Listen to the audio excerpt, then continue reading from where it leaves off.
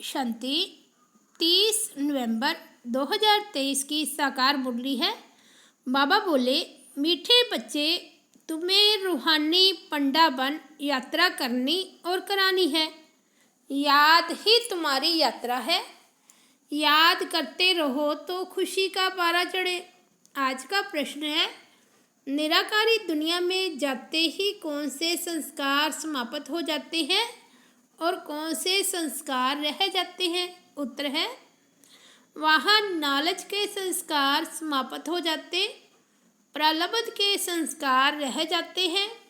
जिन संस्कारों के आधार पर तुम बच्चे सतयुग में प्रलब्ध भोगते हो, वहाँ फिर पढ़ाई का व पुरुषार्थ का संस्कार नहीं रहता। प्रलब्ध मिल गई, फिर ज्ञान खत्म हो जाता है।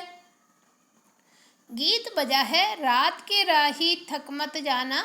ओम शांति। यहाँ सन्मुख शिव भगवानो वाच है।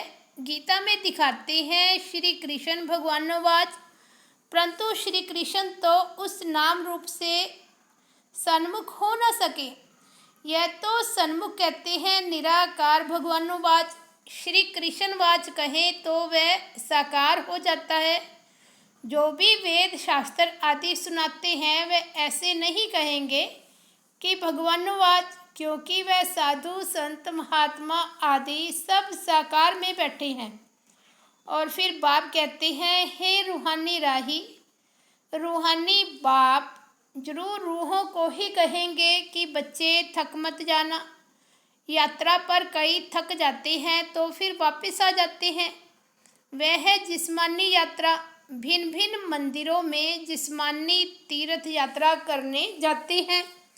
कोई शिव के मंदिर में जाते हैं, वहाँ सब जिस्मानी चित्र रखे हैं भक्ति मार्ग के। यह तो सुप्रीम रूप परमपिता परमात्मा आत्माओं को कहते हैं कि हे बच्चे, आप मुझ एक के साथ बुद्धि का योग लगाओ तो ज्ञान भी देते हैं। तीर्थों पर जाते हैं तो वहाँ भी ब्राह्मण लोग बैठे हैं, कथा कीर्तन करते हैं। तुम्हारी तो एक ही सत्यनारायण की कथा है, नर से नारायण बनने की। तुम जानते हो, पहले स्वीट होम में जाएंगे, फिर विष्णुपुरी में आएंगे। इस समय तुम हो ब्रह्मापुरी में। इसको पियर घर कहा जाता है। तुमको जेवर आदि कुछ नहीं है, क्योंकि तुम पियर घर में हो। तुम जानते हो ससुर घर में हमको अपार सुख मिलने हैं। यहाँ कलयुगी ससुर घर में तो अपार दुख है। तुमको तो जाना है उस पार सुखधाम में। यहाँ से ट्रांसफ़र होना है। बाप सभी को नैनों पर बिठाकर ले जाते हैं, दिखाते हैं ना। श्री कृष्ण का बाप उनको टोकरी में बिठाकर उस पार ले गया, तो यह बेहद का बाप तुम बच्चों को उस पार ससुर घर ले जाते हैं। पहले अपने निराकारी घर में ले जाएंगे, फिर ससुर घर भेज देंगे। तो वहाँ यह सब पियर घर ससुर घर की बातें भूल जाएगी।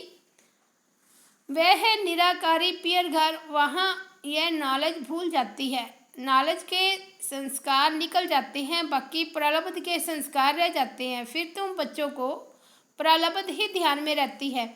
प्रलब्ध अनुसार जाकर सुख के जन्म लेंगे। सुखधाम जाना है, प्रलब्ध मिल गई, फिर ज्ञान खत्म। तुम जानते हो प्रलब्ध में हमारी फिर वही एक्ट चलेगी। तुम्हारे संस्कार ही प्रलब्ध के हो जाएंगे। अभी है पुरुषार्थ के संस्कार। ऐसे नहीं कि पुरुषार्थ और प्रलब्ध दोनों संस्कार वहाँ रहेंगे, नहीं, वहाँ यह ज्ञान नहीं रहता। तो यह तुम्हारी रूहानी यात्रा है। तुम्हारा चीफ पंडा है बाप। यूँ तो तुम भी रूहानी पंडे बन जाते हो, सबको साथ में ले जाते हो। वह है जिस्मानी पंडे, तुम हो रूहानी पंडे। वह लोग अमरनाथ पर बड़े धूमधाम से जाते हैं। झुंड के झुंड खास अमरनाथ पर बहुत धूमधाम से जाते हैं।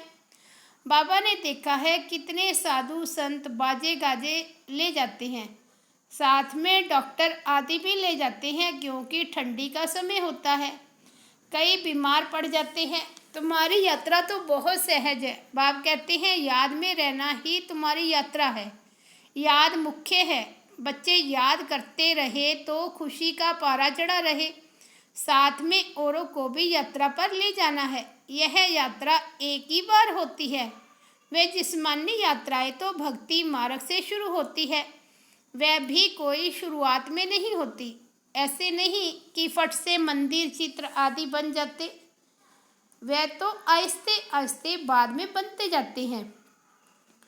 पहले पहले शिव का मंदिर बनेगा, वह भी पहले घर में सोमनाथ का मंदिर बनाते हैं, तो फिर कहाँ जाने की दरकार नहीं रहती। यह मंदिर आदि बाद में बनते हैं, समय लगता है। आहिस्ते आहिस्ते नए शास्त्र, नए चित्र, नए मंदिर आदि बनते रहते। टाइम लगता है क्योंकि पढ़ने वाले भी चाहिए ना।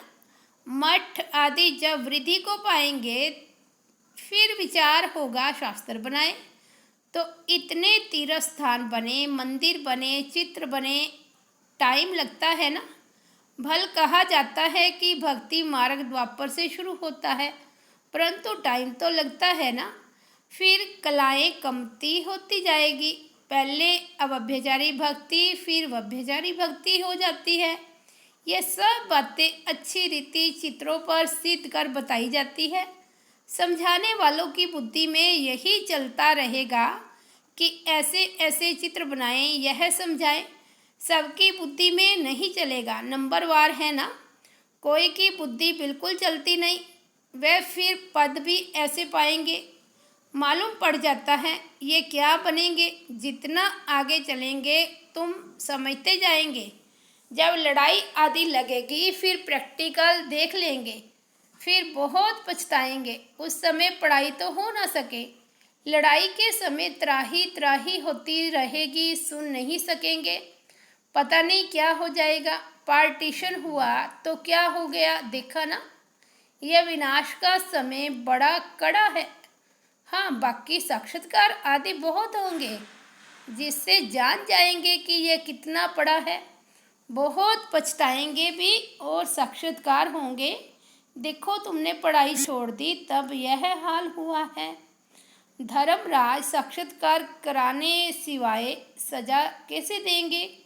सब साक्षात्कार कराएंगे, फिर उस समय कर कुछ नहीं सकेंगे। कहेंगे हाय तकदीर, तदबीर का समय हो गया।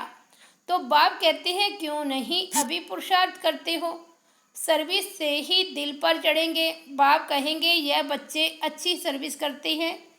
मिलिट्री का कोई मरता है तो उनके मित्र संबंधियों आदि को भी इनाम देते हैं।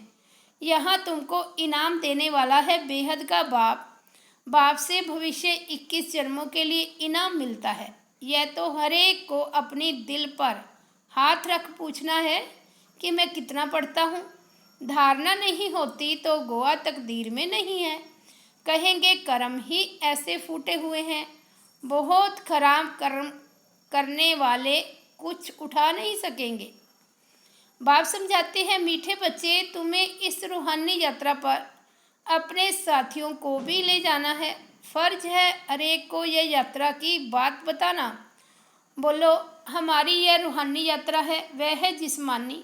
दिखाते हैं रंगून की तरफ एक छमछम तालाब है जहाँ स्नान करने से परी बन जाते हैं, लेकिन वे परी आदि तो बनते नहीं। यह है ज्ञान स्नान करने की बात, जिससे फिर तुम बेहशत की बीवी बन जाते हो और ज्ञान योग से वैकुंठ में आना जाना तो तुम्हारा लिए कॉमन बात है और ही तुमको रोका जाता है। घड़ी घड़ी ध्यान में नहीं जाओ, आदत पड़ जाएगी। तो ये ज्ञान मानसरोवर है। परम पिता परमात्मा आकर इस मनुष्य तन द्वारा ज्ञान सुनाते हैं, इसलिए इनको मानसरोवर कहा जाता है। मानसरोवर अक्षर सागर से निकला है। ज्ञान सागर में ज्ञान स्नान करना तो बहुत अच्छा है। बेहशत की बीवी को महारानी कहा जाता है। बाप कहेंगे तुम भी बेहशत के मालिक बनो। बच्चों पर लव रहता है, हर एक पर रहम पड़ता है। साधुओं पर भी रहम आता है। यह तो गीता में लिखा हुआ है कि साधुओं का भी उद्धार करते हैं। उद्धार होता है ज्ञान योग से। तुम बच्चों में समझाने की बड़ी फुर्ती चाहिए। बोलो तुम और तो सब जानते हो, लेकिन छाछ जानते हो, बाकी मक्खन खिलाने वाले को तुम जानते ही नहीं हो। बाप कितना अच्छी रीति समझाते हैं, परंतु किसकी बुद्धि में बैठे भी ना। बाप को जानने से मनुष्य हीरे जैसा बनते हैं, न जानने से मनुष्य कौड़ी मिसल बिल्कुल पतित हैं। बाप को जानने से ही पावन बनते हैं। पतित दुनिया में कोई पावन हो न सके। तो जो महारथी बच्चे हैं वे अच्छी रीति समझा सकेंगे। कितने ढेर ब्रह्मा कुमार कुमारियां हैं। प्रजापिता ब्रह्मा नाम भी मशहूर है। प्रजापिता ब्रह्मा के यह है मुख वंशावली। ब्रह्मा को ही 100 भुजा 1000 भुजा दिखाते हैं। यह भी समझाया जाता है इतनी भुजाएं तो हो नहीं सकती। बाकी ब्रह्मा तो बहुत बछड़े वाला है। ब्रह्मा फिर किसका बच्चा? इनका तो बाप है ना। ब्रह्मा है शिव बाबा का बच्चा। इनका और कौन बाप हो सकता? मनुष्य तो कोई हो न सकता। ब्रह्मा विष्णु शंकर गाए जाते हैं सूक्ष्म वतन में। वह तो यहाँ आ न सके। प्रजापिता ब्रह्मा तो जरूर यहाँ होगा ना।